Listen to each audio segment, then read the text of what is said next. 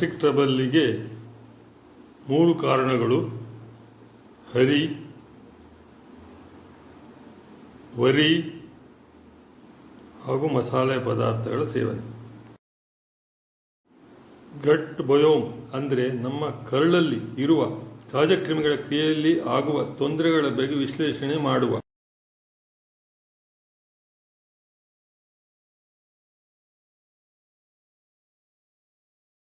ನಮಸ್ತೆ ಸ್ನೇಹಿತರೆ, ನನ್ನ ಹೆಸರು ಡಾಕ್ಟರ್ ವಿನಯಚಂದ್ರ ಶರ್ಮಾ. ಇಂದು ನಾವು ಗ್ಯಾಸ್ಟ್ರಿಕ್ ಮತ್ತು ಗ್ಯಾಸ್ಟ್ರಿಕ್ ಅಂತ ಸಾಮಾನ್ಯ ಲೇಮನ್ ಭಾಷೆಯಲ್ಲಿ ಮಾತಾಡುವ ಗ್ಯಾಸ್ಟ್ರಿಕ್ ಬಗ್ಗೆ ಮತ್ತು ಅದರಿಂದ ನಮಗೆ ನಿಜವಾದ ನಮ್ಮ ಕರುಳಿನಲ್ಲಿರುವ ಕ್ರಿಮಿಗಳು, ಸಹಜ ಕ್ರಿಮಿಗಳು ಅಂತೀವಿ, ಅಂದರೆ ಗ್ಯಾಸ್ಟ್ರಿಕ್ ಬಯೋಮ್, ಇದ್ರ ಬಗ್ಗೆ ಮಾತಾಡೋದಿರುವೆ. ಏನು ಹೇಳ್ತಾರೆ, ಇದು ನಮ್ಮ ಮೆಡಿಕಲಲ್ಲಿ ಗ್ಯಾಸ್ಟ್ರೈಟಿಸ್ ಅಥವಾ ಗ್ಯಾಸ್ಟ್ರಿಕ್ ಅಲ್ಸರ್ ಅಂತ ನಾವು ಹೇಳ್ತೀವಿ. ಇದು ಕಾರಣ ಮೂರು ಕಾರಣಗಳು ಇದಕ್ಕೆ ಕಾರಣವಾಗ್ತವೆ. ಮೊದಲನೇದಾಗಿ ಹರಿ, ಎರಡನೇದಾಗಿ ವರಿ, ಮೂರನೇದಾಗಿ ಕರಿ ಅಂತ. ಈ ಹರಿ ಅಂದರೆ ಏನು ಅಂದರೆ ತುಂಬ ವೇಗವಾಗಿ ಯೋಚನೆ ಮಾಡುವಂಥದ್ದು, ಎಲ್ಲದನ್ನು ನನಗೆ ಬೇಗ ಮಾಡಬೇಕು ಅಂತ ಆತುರವಾಗಿ ನಿರ್ಧಾರ ಮಾಡುವಂಥದ್ದು, ಆತುರವಾಗಿ ಈ ಒತ್ತಡದಲ್ಲಿ, ಈ ಕೆಲಸದ ಒತ್ತಡದಲ್ಲಿ ಆತುರವಾಗಿ ತಿನ್ನುವಂಥದ್ದು. ಅದು ಹೇಗೆ ಬೇಕಾದರೂ ಇರ್ಬೋದು, ಎಲ್ಲಿ ಬೇಕಾದರೂ ಇರ್ಬೋದು, ನಿಂತ್ಕೊಂಡು ಇರ್ಬೋದು, ಕೂತ್ಕೊಂಡು ಇರ್ಬೋದು, ಎಲ್ಲ ಕೆಲಸದ ಒತ್ತಡದಲ್ಲಿ ತಿನ್ನುವಂಥದ್ದು ಹರಿ ಅಂತೀವಿ. ಎರಡನೇದು ವರಿ. ಈ ವರಿ ಅಂದರೆ ಏನಂದರೆ ಈ ಎಲ್ಲವೂ ನಿರ್ಧಾರಗಳು ಆಗದಿರುವಾಗ, ನಾನು ನಿರ್ಧಾರ ಮಾಡಿದ್ದೆ ಅದು ಆಗಲಿಲ್ಲ ಅಂತ ಯೋಚನೆ ಮಾಡೋದು ಮಾನಸಿಕವಾಗಿ, ಹಾಗೆ ಅದೇ ಚಿಂತೆಯಲ್ಲಿ ನಾವು ಕಳೆಯುವಂಥದ್ದು, ಇದನ್ನು ವರಿ ಅಂತೀವಿ. ಮೂರನೇದು ಕರಿ ಅಂತ. ನಾವು ತೆಗೆದುಕೊಳ್ಳೋ ಆಹಾರ ನಮ್ಮ ನಾಲಿಗೆ ರುಚಿಗೆ ತಕ್ಕನಾಗಿ ಕಂಡಲ್ಲಿ ಎಲ್ಲಿ ಸಿಗ್ತದೋ ಅಲ್ಲೆಲ್ಲಿ, ಹೋಟ್ಲೇ ಇರ್ಬೋದು, ಪೆಟ್ಟಿಗೆ ಅಂಗಡಿನೇ ಇರ್ಬೋದು, ಅಥವಾ ಅಗತ್ಯವಾಗಿ ಎಲ್ಲಿ ಔಟ್ಡೋರ್ ಫುಡ್ ಅಂತೀವಿ, ಇದನ್ನು ತಿನ್ನೋದ್ರಿಂದ ನಮ್ಮ ಗ್ಯಾಸ್ಟ್ರಿಕ್ ಮೇಲೆ, ಅಂದರೆ ಗ್ಯಾಸ್ಟ್ರಿಯಂ ಮೇಲೆ ಇದು ಪರಿಣಾಮ ಬೀರುತ್ತೆ. ಈ ಪರಿಣಾಮ ಬೀರೋದ್ರಿಂದ ಸಹಜ ಕ್ರಿಮಿಗಳು ಇದರಿಂದ ತೊಂದರೆಗೊಳಗಾಗ್ತವೆ. ಅಂದರೆ ನಾವು ಇದು ಬ್ಯಾಕ್ಟೀರಿಯಾ ಅಂತೀವಿ. ಇದು ಮಿಲಿಯನ್ ಗಟ್ಟಲೆ ನಮ್ಮ ಕರಳಲ್ಲಿದೆ.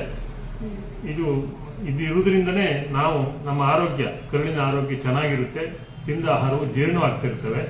ಯಾವಾಗ ಈ ಕರಿ ಅಂದರೆ ಕಂಡ ಪದಾರ್ಥಗಳನ್ನು, ಕಂಡಲ್ಲಿ ಸಿಕ್ಕಂಥ ಊಟ ತಿನಿಸುಗಳನ್ನು ತಿನ್ನೋದ್ರಿಂದ ಕರುಳಿನ ಮೇಲೆ ಪ್ರಭಾವ ಬೀಳುತ್ತೆ.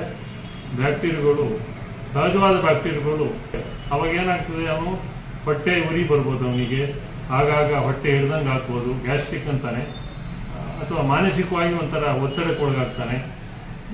ಇದರಿಂದ ಫಸ್ಟಾಗಿ ಏನು ಮಾಡ್ತೀವಿ ಅಂದರೆ, ನಾವು ಸ್ವಯಂ ಔಷಧಿ ಪದ್ಧತಿ, ಕಂಡ ಮಾತ್ರೆಗಳನ್ನು ತಿಂತೀವಿ ಗ್ಯಾಸ್ಟ್ರಿಕ್ ಸಂಬಂಧಪಟ್ಟಿದ್ದು, ಅಥವಾ ಟ್ರೀಟ್ಮೆಂಟು ಅದಕ್ಕೆ ಸಂಬಂಧಪಟ್ಟಾಗೆ ಮಾಡ್ತೀವಿ. ಈಗ ಮಾಡಿದಾಗ ಏನಾಗುತ್ತೆ ಅಂದರೆ, ಒಂದು ಸಗೆ ಈ ಮೂರು ನಾನೇನು ಮೊದಲು ಹೇಳಿದ್ನಲ್ಲ, ಹರಿ, ವರಿ, ಕರಿ, ಇದಕ್ಕೆ ಪರಿಹಾರವಾಗಿ ನಾನು ಒಂದೇ ಮಾತು ಹೇಳುವಂಥದ್ದು ಏನು ಅಂದರೆ, ಹರಿ, ಯಾವುದೇ ಒತ್ತಡ ಇಲ್ಲದೆ ತಮ್ಮದೇ ಸಮಯವನ್ನು ತೆಗೆದುಕೊಂಡು, ಹೇಗೆ ಉದ್ಯೋಗಕ್ಕೂ ಒಂದು ಸಮಯ ಇರುತ್ತೋ ಊಟಕ್ಕೂ ಒಂದು ಸಮಯವನ್ನು ಕೊಟ್ಟು ಬೇರೆ ವಿಚಾರಗಳನ್ನು ಯೋಚನೆ ಮಾಡದೆ ಊಟ ಮಾಡುವುದು ಒಂದನೇ ಕ್ರಮ.